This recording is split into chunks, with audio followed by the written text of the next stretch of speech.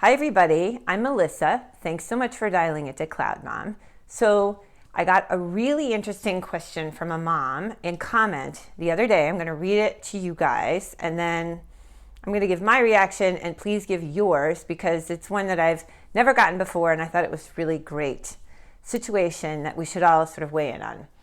So here's what this mother has to say. I think we as modern parents have to find a better way to discipline our children. Certain children at certain ages can be communicated with in a rational way. Talk to your children, tell them how things are and how things will be in the household. With firmness, not with screaming. I agree with that. If we as parents and examples are completely irrational, communicating with screaming and idle threats, what good does it do? This is a timely article for me to read. She says, with the school year approaching, I find that my son will have the same teacher as last year. We had issues with her, screaming at the children, using guilt trips to communicate with her students. For example, she's been diagnosed with a disorder and was telling the children she has to take 16 different medications to put up with her class. They were fifth graders. In our home, we're very low-key, do not yell or scream. We have clearly outlined consequences for certain actions, period. I plan on writing her a letter or having a word with her tonight at the open house. What do you recommend? Wowza. Every so often I get a question that just literally knocks my socks off and I have to hand it to your sister this is a first. Let's start with the obvious. No teacher, no adult for that matter, should be telling a child of any age that they are responsible for their mental health issues, nor for their stress or troubles.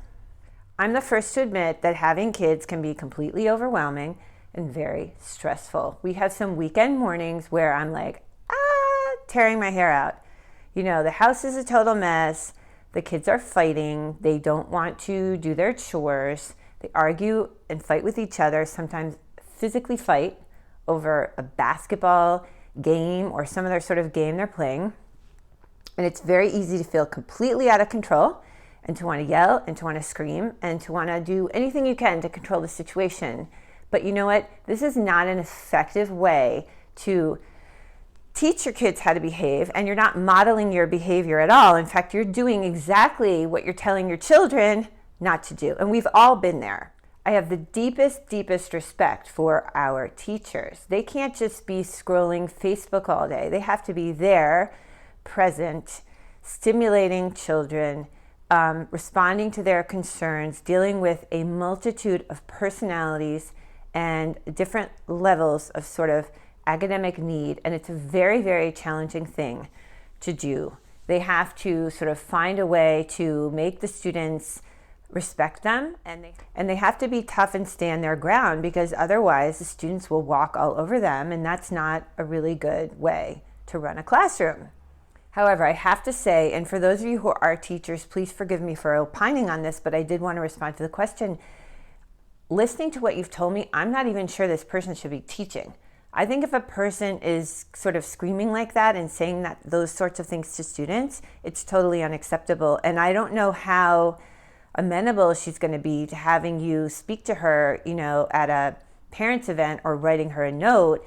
I guess you can try that. I'm not really sure, though, that it's going to work. What we've been told in our children's schools is that if we have an issue with a particular teacher of this magnitude or of a similar magnitude, we should bring it up with the director of that, division of the school. So the head of the middle school, the head of the lower school. And I think this is really, serious, because you don't want children seeing an adult behaving in this way, feeling guilty, feeling so out of control. And more than anything, it just doesn't sound like a healthy learning environment. I'm so sorry you have to deal with this. Please let me know what happened to this teacher. I'm very curious. Best of luck with the school year. Sounds like you're doing a great job in your home. And I could take a tip or two from you, by the way, about how you manage to keep things so calm. And thanks so much for watching Cloud Mom and writing in. And I hope to hear back from you soon.